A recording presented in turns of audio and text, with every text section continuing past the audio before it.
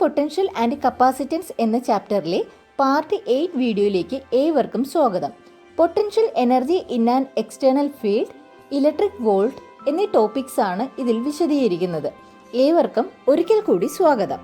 നമ്മൾ പഠിക്കാൻ പോകുന്ന topic potential energy in an external electric field four A single charge. അതായത് ഒരു എക്സ്റ്റേണൽ ഇലക്ട്രിക് ഫീൽഡിൽ ഒരു സിംഗിൾ ചാർജ് വയ്ക്കുമ്പോൾ ഉണ്ടാകുന്ന പൊട്ടൻഷ്യൽ എനർജിയെ പറ്റിയാണ് നമ്മൾ പഠിക്കാൻ പോകുന്നത്. ആദ്യം നമുക്കൊരു സിംഗിൾ ചാർജിനെ പരിഗണിക്കാം. ഒരു പ്ലസ് ക്യൂ എന്ന് പറയുന്ന ഒരു സിംഗിൾ ചാർജ് നമുക്കറിയാം. അതിലെന്ത് ഒരു ഇൻഫിനിറ്റിയിൽ നിന്നും ഒരു ചാർജിന് നമ്മളൊരു പോയിന്റിലോട്ട് കൊണ്ടുപോകുമ്പോൾ അവിടെ ആ ചാർജിൽ എന്ത് സ്റ്റോർ ചെയ്യുമെന്നറിയാം? പൊട്ടൻഷ്യൽ എനർജി സ്റ്റോർ ചെയ്യുമെന്നറിയാം അല്ലേ? അതായത് പൊട്ടൻഷ്യൽ എനർജി വി സ്റ്റോർ ചെയ്യുമെന്ന് നമുക്കറിയാം. അതായത് ഇവിടുത്തെ പൊട്ടൻഷ്യൽ എനർജി എന്ന് പറയുന്നത് എന്താണ്? Q into V. നമ്മൾ പഠിച്ചു പൊട്ടൻഷ്യൽ എനർജിയുടെ ഫോർമുല എന്ന് പറയുന്നത് ക്യൂ ഇൻറ്റു വി ആണ്. ഓക്കെ, ഇനി ഞാൻ ഇതെന്ത് ചെയ്യുന്നു? ഒരു എക്സ്റ്റേണൽ ഇലക്ട്രിക് ഫീൽഡ് അപ്ലൈ ചെയ്യുന്നു. അപ്പോൾ ഒരു എക്സ്റ്റേണൽ ഇലക്ട്രിക് ഫീൽഡ് അപ്ലൈ ചെയ്യാനായിട്ട് എന്ത് ചെയ്യാൻ നമുക്കറിയാം? ഒരു പോസിറ്റീവ് പ്ലേറ്റും നെഗറ്റീവ് പ്ലേറ്റിനും ഇടയ്ക്ക് എന്ത് ഉണ്ടാവും? ഒരു യൂണിഫോം ഇലക്ട്രിക് ഫീൽഡ്, ഒരു എക്സ്റ്റേണൽ ഇലക്ട്രിക് ഫീൽഡ് നമുക്ക് ക്രിയേറ്റ് ചെയ്യാൻ പറ്റും അല്ലേ? അപ്പോൾ അതിന് വേണ്ടിയിട്ട് നമ്മളൊരു പോസിറ്റീവ് പ്ലേറ്റ് എടുക്കുന്നു, അതുപോലെ ഇവിടെ ഒരു നെഗറ്റീവ് പ്ലേറ്റ് എടുക്കുന്നു. അപ്പോൾ അവിടെ എന്ത് ക്രിയേറ്റ് ആയി? ഇലക്ട്രിക് ഫീൽഡ് ക്രിയേറ്റ് ആയല്ലേ? ഇലക്ട്രിക് ഫീൽഡ് എപ്പോഴും എവിടെ നിന്ന് എങ്ങോട്ട് പോകും നമുക്കറിയാം? പോസിറ്റീവിൽ നിന്നും നെഗറ്റീവിലോട്ടാണ് ഇലക്ട്രിക് ഫീൽഡിൻ്റെ ഡയറക്ഷൻ നമുക്കറിയാം. അപ്പോൾ ഇലക്ട്രിക് ഫീൽഡ് ഇങ്ങനെ പാസ് ചെയ്തു പോകുന്നുണ്ട്. ഓക്കെ, ഇനി നമുക്കറിയാം ഇതൊരു പോസിറ്റീവ് ചാർജ് ആണല്ലേ? ഇതൊരു പോസിറ്റീവ് ചാർജാണ്, ഇതൊരു പോസിറ്റീവ് പ്ലേറ്റ് ആണ്. അപ്പോൾ ഉറപ്പായിട്ട് അവിടെ ഒരു റിപ്പൽസീവ് ഫോഴ്സ് ഉണ്ട്. ഈ റിപ്പൽസീവ് ഫോഴ്സ് കാരണം എന്ത് ചെയ്യും? ഈ ചാർജ് എന്ത് ചെയ്യും? മൂവ് ചെയ്യും അല്ലേ? അതായത് ഒരു പൊട്ടൻഷ്യൽ എനർജി ആയിട്ട് ഇരുന്ന ഈ ഒരു ചാർജ് എന്ത് ചെയ്യും? മൂവ് ചെയ്യുമ്പോൾ അവിടെ പൊട്ടൻഷ്യൽ എനർജി എന്തായിട്ട് മാറി? മൂവിങ് ആവുമ്പോൾ കൈനറ്റിക് എനർജി ആയിട്ട് മാറും അല്ലേ? പൊട്ടൻഷ്യൽ എനർജി എന്തായിട്ട് മാറും? കൈനറ്റിക് എനർജി ആയിട്ട് മാറും. കൈനറ്റിക് എനർജിയുടെ ഫോർമുല നമുക്കറിയാം, ½ mv². അതായത് ഇവിടുത്തെ വി എന്ന് പറയുന്നത് വെലോസിറ്റിയാണ്. അപ്പോൾ പൊട്ടൻഷ്യൽ എനർജി ഒരു എക്സ്റ്റേണൽ ഫീൽഡിൽ കൊണ്ട് വച്ചപ്പോൾ ആ ചാർജിലെ പൊട്ടൻഷ്യൽ എനർജി എന്തായിട്ട് മാറി? കൈനറ്റിക് എനർജി ആയിട്ട് മാറി. അതായത് പൊട്ടൻഷ്യൽ എനർജി കൈനറ്റിക് എനർജി ആയിട്ട് മാറി. പൊട്ടൻഷ്യൽ എനർജിയുടെ ഫോർമുല എന്താണ്? ക്യൂ ഇൻറ്റു വി ആണ്. കൈനറ്റിക് എനർജിയുടെ ഫോർമുല ½ mv². ഇതിന് നമുക്ക് വെലോസിറ്റി കണ്ടുപിടിക്കാം. അതായത് നമുക്ക് ഇതിനെ ഇങ്ങോട്ട് മൾട്ടിപ്ലൈ ചെയ്യാം. അപ്പോൾ 2qv = mv². അപ്പോൾ v² നമുക്ക് എങ്ങനെ എഴുതാം? നമുക്ക് ഇങ്ങോട്ട് എഴുതാം. v² നമുക്ക് എങ്ങനെ എഴുതാം? 2qv divided by m. 2qv divided by m. അതിൽ നിന്ന് വെലോസിറ്റി നമുക്ക് എങ്ങനെ എഴുതാം? √2qv divided by m. അപ്പോൾ വെലോസിറ്റി നമുക്ക് എങ്ങനെ എഴുതാം? √2qv divided by m. അപ്പോൾ ഒരു എക്സ്റ്റേണൽ ഫീൽഡിൽ ഒരു സിംഗിൾ ചാർജിനെ കൊണ്ടുവച്ചപ്പോൾ അതിലെ പൊട്ടൻഷ്യൽ എനർജി കൈനറ്റിക് എനർജി ആയിട്ട് കൺവേർട്ട് ചെയ്തു. അതുകൊണ്ട് നമുക്ക് പൊട്ടൻഷ്യൽ എനർജിയുടെ qv = ½ mv² എന്ന് കൊടുത്ത് നമുക്ക് അതിൻ്റെ വെലോസിറ്റി കണ്ടുപിടിക്കാം. √2qv divided by m. ഇനി നമുക്ക് ഇലക്ട്രോൺ വോൾട്ട് എന്താണെന്നുള്ളത് നോക്കാം. അതായത് എനർജിയുടെ ഒരു യൂണിറ്റ് ആണ് ഇലക്ട്രോൺ വോൾട്ട് എന്ന് പറയുന്നത്. അപ്പം നമ്മൾ നേരത്തെ പഠിച്ചത് തന്നെ കണ്ടു. പൊട്ടൻഷ്യൽ എനർജി എന്തായിട്ട് കൺവേർട്ട് ചെയ്തു എന്ന് പഠിച്ചു? കൈനറ്റിക് എനർജി ആയിട്ട് കൺവേർട്ട് ചെയ്തു. അതായത് qv = ½ mv². ഇവിടെ ഞാൻ Q1 ആണെന്ന് കൊടുക്കുന്നു. അതായത് 1 വോൾട്ട് ആണ്. അതായത് ഇവിടുത്തെ പൊട്ടൻഷ്യൽ ഡിഫറൻസ് എന്ന് പറയുന്നത് 1 വോൾട്ട് ആണ്. അങ്ങനെയാണെങ്കിൽ ഇവിടെ ഉണ്ടായ കൈനറ്റിക് എനർജിയുടെ ഗെയിൻ, അതിനെയാണ് നമ്മൾ എന്ത് വിളിക്കുന്നത്? ഇലക്ട്രോൺ വോൾട്ട് എന്ന് വിളിക്കുന്നത്. അതായത് it is the gain in kinetic energy of an electron when it is accelerated through A potential difference of 1 volt. അതായത് 1 വോൾട്ടിലുള്ള കൈനറ്റിക് എനർജിയുടെ ഗെയിൻ ആണ് എന്ത് പറയുന്നത്? ഇലക്ട്രോൺ വോൾട്ട് എന്ന് പറയുന്നത്. അപ്പോൾ ഇത് ഏതിൻ്റെ യൂണിറ്റ് ആണ്? എനർജിയുടെ യൂണിറ്റ് ആണ്. അപ്പോൾ ഇലക്ട്രോൺ വോൾട്ട് എന്ന് പറയുന്നത് എനർജിയുടെ യൂണിറ്റ് ആണ്. അപ്പോൾ നമ്മൾ യൂണിറ്റ് എന്താണ് കൊടുക്കുന്നത്? ജൂൾ ആണ് ഇതിന് കൊടുക്കുന്നത്. അപ്പോൾ നമുക്കിനി 1 ഇലക്ട്രോൺ വോൾട്ട് എത്രയാണെന്നുള്ളത് നോക്കാം. 1 ഇലക്ട്രോൺ വോൾട്ട് എത്രയാണെന്നുള്ളത് കണ്ടുപിടിക്കാം. നമുക്കറിയാം എനർജി, അതായത് എനർജി നമ്മൾ പൊട്ടൻഷ്യൽ എനർജി നമ്മൾ എങ്ങനെയാണ് കണ്ടുപിടിച്ചത്? Q ഇൻറ്റു വി ആണ് അല്ലേ? എനർജി Q ഇൻറ്റു വി ആണ് കണ്ടുപിടിച്ചത്. അപ്പോൾ ഇവിടുത്തെ ഇലക്ട്രോണിൻ്റെ ചാർജ് എന്ന് പറയുന്നത് എത്രയാണ്? 1.6 × 10⁻⁻⁹ ആണ്.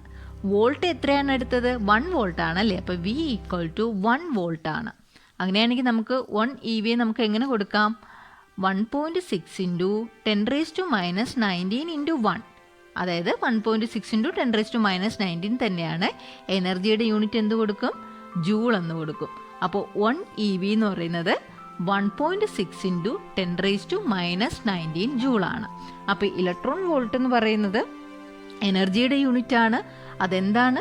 1 വോൾട്ട് പൊട്ടൻഷ്യൽ ഡിഫറൻസിൽ ഉള്ള കൈനറ്റിക് എനർജിയുടെ ഗെയിനിനെയാണ് നമ്മൾ എന്ത് വിളിക്കുന്നത്? ഇലക്ട്രോൺ വോൾട്ട് എന്ന് വിളിക്കുന്നത്.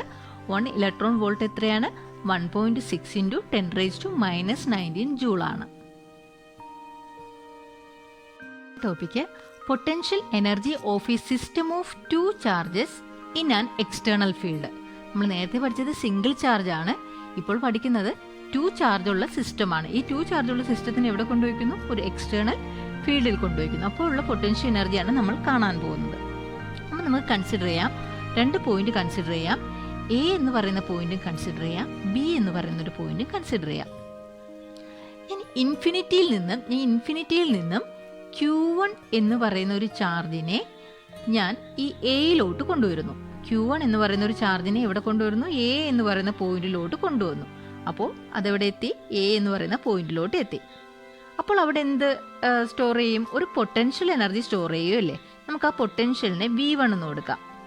ഓക്കെ, V1 എന്ന് കൊടുത്തു.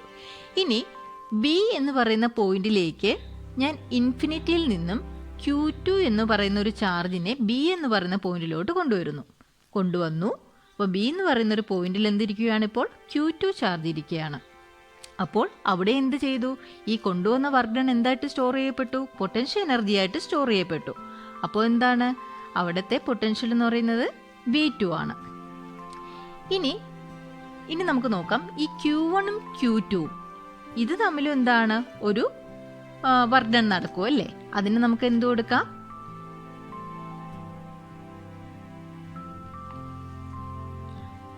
അപ്പോൾ നമുക്ക് അതിൻ്റെ ഫോർമുല എഴുതാം. അതായത് ഇൻഫിനിറ്റിയിൽ നിന്നും Q1 ചാർജിനെ എ എന്ന് പറയുന്ന പോയിന്റിൽ കൊണ്ടുവരുമ്പോഴുള്ള വർക്ക് ഡൺ നമ്മൾ W1 ആയിട്ട് കൊടുക്കുന്നു. അത് എത്രയാണെന്നുള്ളത് നമുക്ക് എഴുതാം. അതായത് work done to bring Q1 from infinity to a point A, അതിന് നമ്മൾ എന്തായിട്ട് കൊടുക്കുന്നു?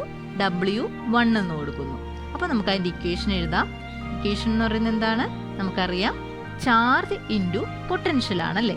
അപ്പോൾ ഇവിടുത്തെ ചാർജ് എന്ന് പറയുന്നത് എത്രയാണ്? Q1 ആണ്. പൊട്ടൻഷ്യൽ എന്ന് പറയുന്നത് എന്താണ്? V1 ആണ്. അപ്പോൾ നമ്മൾ എഴുതി കഴിഞ്ഞു. ഇവിടുത്തെ വർക്ക് ഡൺ നമ്മൾ എഴുതി കഴിഞ്ഞു. W1 equal to Q1 into V1. അതുപോലെ തന്നെ നമുക്ക് ഇവിടുത്തെ കേസും എഴുതാം. ഇവിടെ എങ്ങനെയാണ്?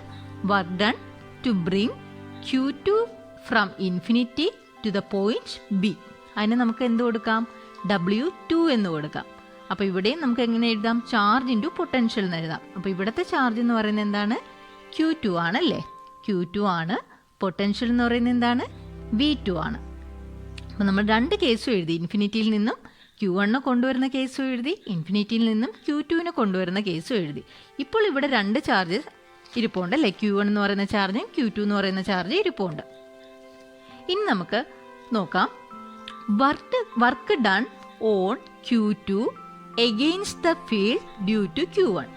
അതായത് work done on Q2 against the field due to Q1. അവിടെ ഒരു വർക്ക് ഡൺ നടക്കുന്നുണ്ടല്ലേ. അതിന് നമുക്ക് എന്ത് എഴുതാം? W3 എന്ന് എഴുതാം. അപ്പോൾ ഇവിടെ 2 ചാർജ് ഉണ്ടല്ലേ. അപ്പോൾ നമുക്ക് അതിൻ്റെ ഇക്വേഷൻ നമുക്ക് എഴുതാമല്ലോ. നമുക്കറിയാമല്ലോ എങ്ങനെയാണ്? K ഇൻറ്റു 2 ചാർജ് ഉണ്ട്, Q1 ഉണ്ട് Q2 ഉണ്ട്. അപ്പോൾ K ഇൻറ്റു Q1 Q2. നമുക്കിത് തമ്മിലുള്ള ഡിസ്റ്റൻസിനെ നമുക്ക് R എന്ന് കൊടുക്കാം. ഈ 2 ചാർജിന് തമ്മിലുള്ള ഡിസ്റ്റൻസിനെ R എന്ന് കൊടുക്കാം. അങ്ങനെയാണെങ്കിൽ K Q1 Q2 divided by R. മനസ്സിലായല്ലോ? ഇവിടെ 2 ചാർജും ഉണ്ട്.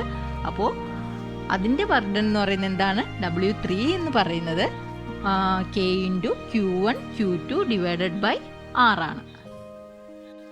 അപ്പോൾ നമുക്ക് പൊട്ടൻഷ്യൽ എനർജി, നമുക്ക് ആ സിസ്റ്റത്തിന് മൊത്തത്തിലുള്ള പൊട്ടൻഷ്യൽ എനർജി കണ്ടുപിടിക്കാൻ എന്ത് ചെയ്താൽ മതി? ഈ 3 വർക്കിനെയും കൂടി ആഡ് ചെയ്താൽ മതി. അതായത് W1 plus W2 plus W3 എടുത്താൽ മതി. ആദ്യത്തെ എന്താണ്? ഇൻഫിനിറ്റിയിൽ നിന്നും Q1 കൊണ്ടുവന്നതിൻ്റെ വർക്കാണ് ഇത്. രണ്ടാമത്തത് ഇൻഫിനിറ്റിയിൽ നിന്നും Q2 Q2 ബിയിൽ കൊണ്ടുവന്നതിൻ്റെ വർക്കാണ്. മൂന്നാമത്തേതെന്ന് പറയുന്നത് Q1 Q2 ഇടയിലുള്ള പൊട്ടൻഷ്യൽ എനർജിയാണ് നമ്മൾ എഴുതിയത്. പൊട്ടൻഷ്യൻ്റെ ഇക്വേഷനാണ് നമ്മൾ എഴുതിയത്. KQ/R എന്ന് പറയുന്നത് നമുക്ക് പൊട്ടൻഷ്യൻ്റെ ഇക്വേഷൻ അറിയാമല്ലോ. ഇവിടെ 2 ചാർജ് ഉള്ളതുകൊണ്ട് Q1 Q2 /R. നമുക്ക് ടോട്ടൽ പൊട്ടൻഷ്യൽ എനർജി കണ്ടുപിടിക്കാൻ ഈ 3 വർക്ക് ഡണ്ണിനെയും കൂടെ കൂട്ടുമ്പോൾ നമുക്ക് എന്ത് കിട്ടും? ടോട്ടൽ പൊട്ടൻഷ്യൽ എനർജി കിട്ടും. അപ്പോൾ നമുക്ക് വാല്യൂ ഇട്ട് കൊടുക്കാം. അതായത് പൊട്ടൻഷ്യൽ എനർജി ഈക്വൽ ടു W1ൻ്റെ വാല്യൂ എത്രയാണ്? Q1V1, W2ൻ്റെ value Q2V2 plus W3 എന്ന് പറയുന്നത് K ഇൻറ്റു കെയുടെ വാല്യൂ ഇട്ട് കൊടുക്കാം 1/4πε0 Q1 Q2 /R. അപ്പോൾ ഒരു എക്സ്റ്റേണൽ ഫീൽഡിൽ 2 ചാർജ്, സിസ്റ്റം ഓഫ് 2 ചാർജസ് ഇരിക്കുമ്പോൾ ഉണ്ടാകുന്ന പൊട്ടൻഷ്യൽ എനർജിയുടെ ഇക്വേഷനാണ് ഇത്. Q1V1 plus Q2V2 plus 1/4πε0 Q1 Q2/R. ഇതോടുകൂടി ഈ വീഡിയോ അവസാനിക്കുന്നു. നിങ്ങളുടെ അഭിപ്രായം കമൻറ്റ് ബോക്സിൽ അറിയിക്കുമല്ലോ.